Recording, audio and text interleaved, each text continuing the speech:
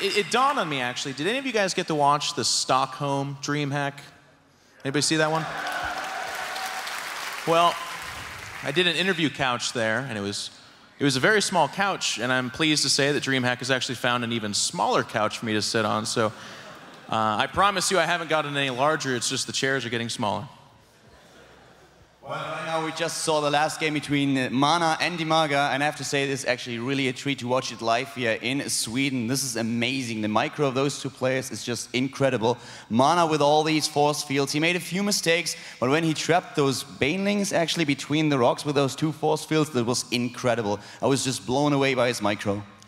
Well, I mean, you're talking about the micro, and I think one of the things you take away from that game was how severe Ling Bangling is. I mean, he made, I think, 9 correct choices, correct executions of said micro, but the one time he made a mistake, poof, there goes all his sentries, and all of a sudden, he's staring down 1,000 Zerglings. You're perfectly right, and especially those Lings that ran into his main base, those were really, really dangerous. There were only a few of them, and they were able to take down like 7 probes, that's all there was to it. But just imagine if there would be like 15 of them, and suddenly he loses his high economy, he might even lose the Nexus, and the game might go a different way. But especially his choice to get the War Prism and once again the Templar Archive, when he realized that Dimaga this time was not going for the Roach strategy, but used Ling and Baneling, was so crucial in this game. The warp into the main base of Dimaga, this was something the Zerg just didn't have an answer to. And I think that's one of the things that I want to just kind of grab onto right now. It's so amazing to have the composure to take the losses that he did, to do the defense that he did, but then to think, you know what, he's probably still stuck on tier 1. If I can get a few Zealots in his mineral line, I might be able to topple him over. And to be able to execute that, it's absolutely amazing. I really did think when those Banelings popped the sentries, it was game over, but Mana kept fighting on, and eventually, he's 2-0 now. The multitasking of both of them was really, really incredible, as well as the micro. And now Mana is suddenly looking at the 2-0 against Dimaga in the Grand Final. He's 1 game away from taking the DreamHack ISO Open Grand Final. Apollo, DJV, what do you guys think about the game? At all at that point, Kaldor, and in control. I mean, perfectly. There was some great moves there, some great force fields, some good flanks coming out from Dimaga, but Dimaga definitely sacrificed a lot in terms of economy and in terms of technology when he went for those massive attacks. We even saw him build those 2 Evo chambers. It wasn't until Zealots were completely ripping apart his drone line when he actually started those upgrades. Too little, too late. What I'd love to see is I just feel like maybe Dimaga's just holding back a little bit. He did go ultra aggressive there against that wall as a result of what he saw, and you called it, Apollo. You said that he feigned that aggression. He was waiting for it, he was gearing up for it, and as a result, when it didn't come, he said, well, I've got all this stuff, I need to do something with it. Exactly, and he tried it, it didn't work, and well, he's currently 0-2 down. Something has to change here, otherwise it's going to be a whitewash final. Dimaga's got the experience, as we said, but now we actually, don't have to say that anymore. We have to see it actually come into play. So we're going to get started here with the 3rd game. It looks like we're going to be on Daybreak, a very popular Zerg map in versus Protoss, and we're about ready to hop in. It's been an exciting finals here so far, but certainly some short games, and I'm sure that fans around the world are surprised not only to see these 2 players here, but also how quickly Mana has taken this 2-0 lead. I'm sure fans, especially Dimaga fans, are looking for now a couple games to have him bounce back. Now let's introduce our players in the southwest position.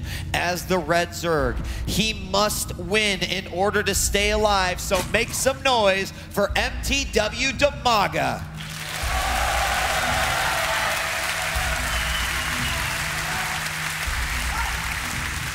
And in the northeast position, as the Blue Protoss, looking at a possible victory with this game, it is Mao's Mana.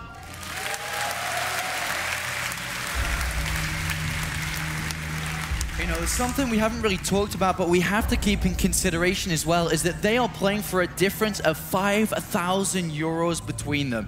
1 map away from winning 10,000, and if he drops the next 3, he's down to 5,000. Even though losing this final, you still get 5,000. That's still a lot of money indeed, but of course they're aiming for the gold. Dimaga, I think his mindset for this game is get rid of that junk.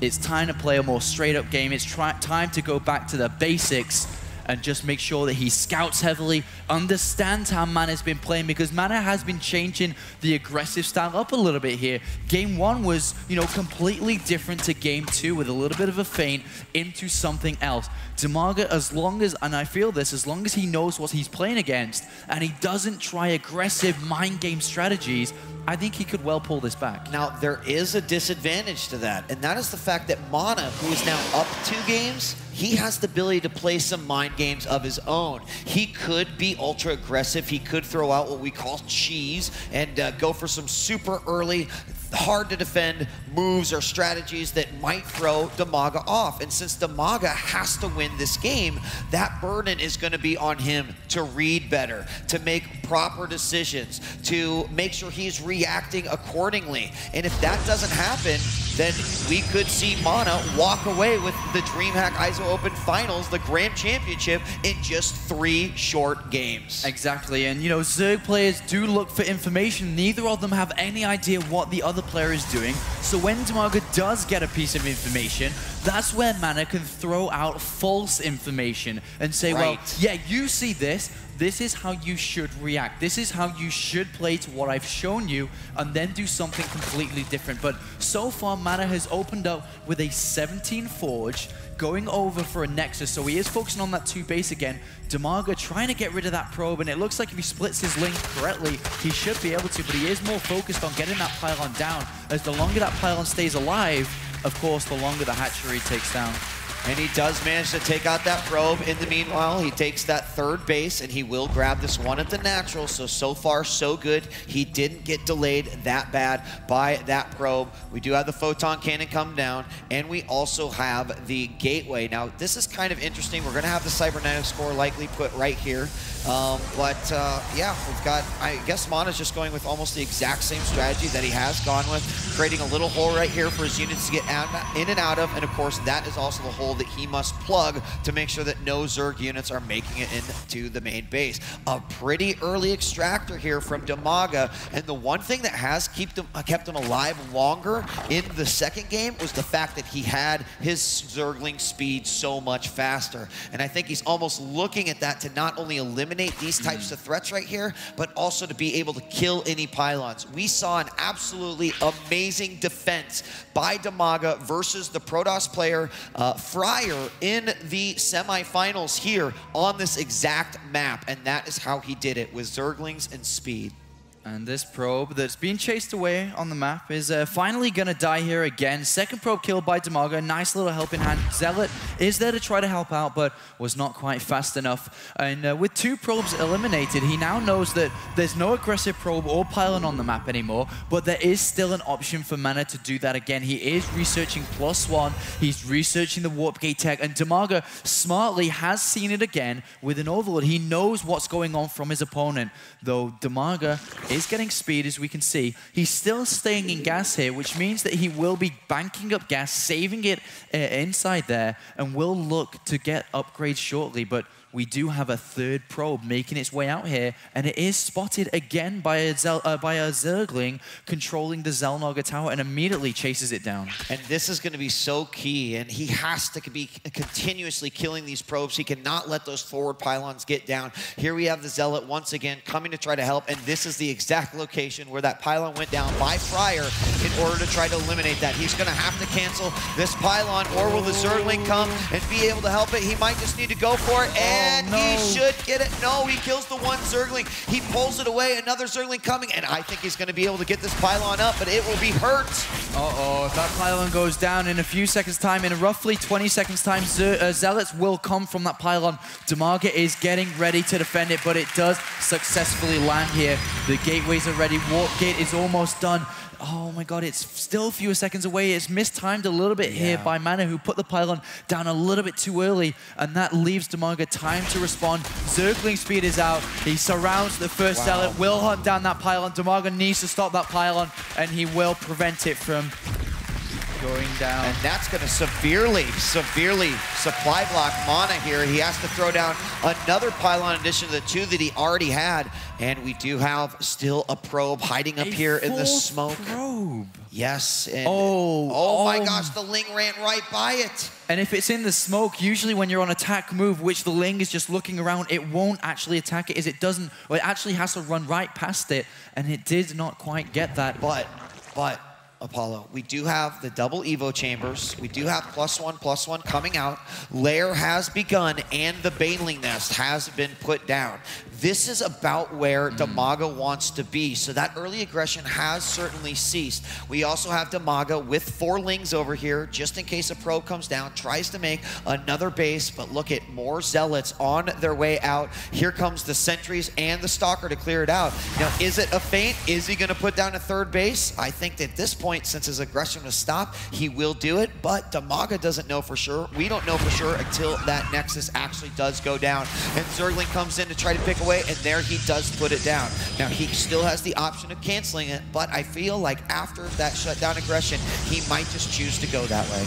Yeah, I think he's going to keep it, to be honest. I mean, he's only at 6 gateways. It's not that much to power through, but he is about to walk out with his army. Look at that smartly, though, on the 3rd Nexus. Dimaga has a Ling, and the Ling on the 3rd Nexus gets the cancellation, and it is cancelled. Dimaga knows exactly what he's playing against, and now only needs to make units. He needs to make units. He needs to prepare himself for another 2-base attack. He has Banelings. They do not have speed. He has no option to load them into Overlords either. Does not have any upgrades, and he's going to have to just work around with surrounds. He has to flank. He has to come around from every single angle. Oh my gosh, the Zergling in vision doesn't see the pylon that's standing right next to him. And we do have a Zergling counterattack going out, but that could be a big mistake. He's going to need all of the Zerglings and Banelings he can get. He does have some additional spine crawlers, but look at the force of the attack is coming in through the naturals. There is quite a few of Banelings and Zerglings here, and he could get a big surround. He's taking out some pylons coming in from the back. Some more Immortals and a Warp Prism are coming in, and that Warp Prism can help, but it's all going to come down to the force field. Some Banelings get through. They do detonate on top of the Sentries. All of the force fields are enough, but here comes the reinforcements from the back. Oh, Dimaga absolutely nails the engagement. And Mana is thrown off the ship here, and all of a sudden, he's gone from hero to 0 as that attack did not work. And we've talked about how dangerous this style of Dimaga is. You mess up on your force fields, you don't keep the Zerglings and Banelings away, you will lose absolutely everything. And here comes the hero Warp Prism again. 2 Immortals are in, but Dimaga sees it, and he has units ready to deal with this too. Oh yeah, and you know what? Those are expensive units, take a long time to build. He does not want to lose those. Those Lings know exactly what is going on. And now he can use this Warp Prism Micro, pick up these units as they are about to die. He's not doing it quite yet, and there he does. He picks them up. Notice that we do have +2/+2 for these Zerglings coming out. We also have the Ventral Sacs being researched, and that, of course, will allow him to pick up these units inside the Overlords and then drop them on top of the enemy forces. Now we do have this pylon still up here. That Ling, unfortunately, not doing his job, not taking that out. But we do have, again, the Immortals falling down. Oh, don't use those Banelings. Yeah. Oh, expensive mistake. Yeah, that's actually more, not really of a mistake, but more Mana Brilliance, actually dropping on top of the Banelings, forcing them to explode there. But the 3rd base now is trying to go up. Mana, though, is so far behind in terms of the lead because he has tried an aggressive all-in. It did not work. He lost a lot in terms of resources for not much gain whatsoever. And now that 3rd base is going down. He has a lot of units to defend it. Does get those units just in the nick of time as the shields run out, but Dimaga is about to set up for the ugliest fight, the ugliest engagement we are going to see this evening, because he has Ventral Sacs, he has Overlord speed, he is building units, and he could drop absolutely everything towards this 3rd base. Yes, and that's exactly what he's going to plan to do with 17 drones on the way and an infestation pit. This is the moment where he's going to bank up on a lot of minerals, a lot of gas. He'll get several Banelings, but then while he is getting even more gas, he will then get a ton of infestors. And here we are going to have an assault here on this 4th base. We will need to see some sort of action here from Dimaga. Will he go immediately after the Immortals? He does, but these Zealots are sitting at 1-1. The Banelings come in, do big detonations, and still he keeps those Immortals alive. Going to get another warp in right here, and nothing there to kill that warp prism. Drones even coming out to help in this situation, and this will be a good attack. Will he get the hatchery? Yes, he does, and the Banelings detonate once again, but the Immortals amazingly stay alive, and guess what? Warp prism number 2 now coming into play. And now Zealots will be warped into the main base to hurt the economy of mana here too. He's killed the 4th base. Can he do more damage inside the main? Zealots actually get caught and surrounded a little bit. They do finally turn around and attack, but what I fear for mana, he's investing a lot. But what happens if Dimaga turns around and says, hey, screw you, I'm about to blow your 3rd base up? And he may actually do that right now. He has so many units, so many overlords heading right towards that 3rd base, and mana has to start to wall off, has to start to spread out. Here come the overlords as they make their way over. Their intention is to pick up these Banelings right there so he can do the Baneling rain, and here they're gonna load up into these overlords. He'll use the Lings as a ground attack as well. Now, how do you nullify force fields? Well, there's a couple ways. Large, massive units in this game can do it. A certain set of them can, but in the other case, you just fly right over them and drop them on your opponent's head, and that's what's about to happen. He blinks back. He's going for all these stalkers. He kills most of the sentries, but there are still several left. The Banelings going in. There's some more force fields going down, but we do see some units going through. And in the main base right now, Dimaga's exploded onto the mineral line, cutting that up. Even though Mana had a really good defense there, he's lost a lot of his economy. If you look at the units lost tab, he's lost 20 probes due to that, and even more go down. Unbelievable engagements coming out here.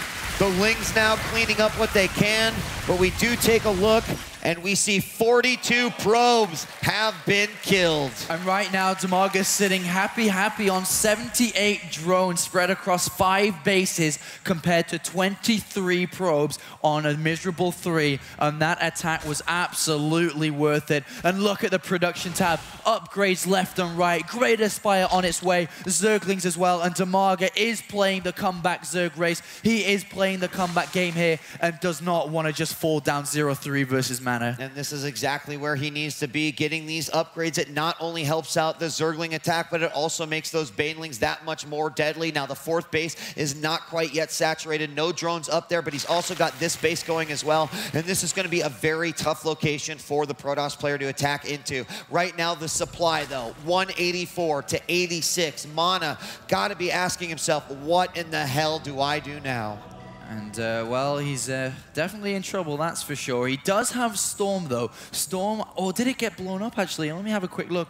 No, he does have Storm available to use. So Psionic Storm is absolutely going to be great against the composition right now. And I'm talking right now before the Broodlords, before the Corruptors come out. Because once that Great Aspire completes and the Hive Tech units, the powerful units of Zerg come out, there is almost absolutely nothing that Mana can do to actually hold on against it. And looking through Mana's vision, he does not know about the Hive being constructed, but I'm sure he has the game sense to tell that it must be. Well, the Infestors are out as well, and these can, of course, lock down the units with fungal growth, and we also have several more Banelings morphed in and carried up. We now have, oh, this could be a Storm drop, but there's not really anything there in terms, oh, and Double Queen's going to be able to take this out. There are no drones there. He's got to go to the other side. He cannot lose those Templar. Will the Queen from the natural get it? And it does!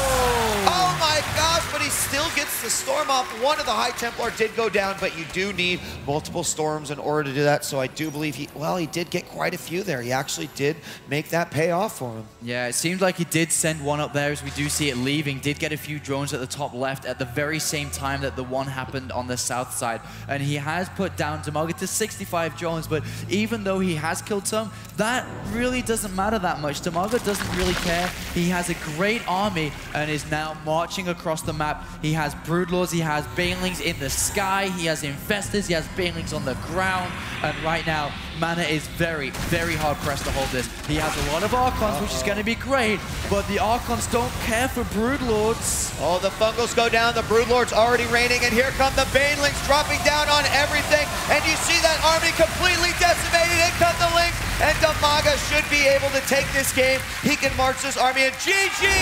Dimaga keeps himself alive.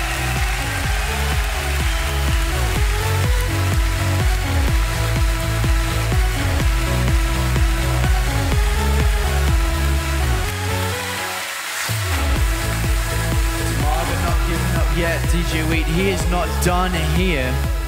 He is not. He's looking good. He stays alive. It is now 1-2 in favor of Mana. We're going to take a quick commercial break, and when we return, can Dimaga tie it up? Will Mana be able to win it in 3? We'll also talk to Caldor and In Control. Don't go away. The DreamHack ISO Open continues after this.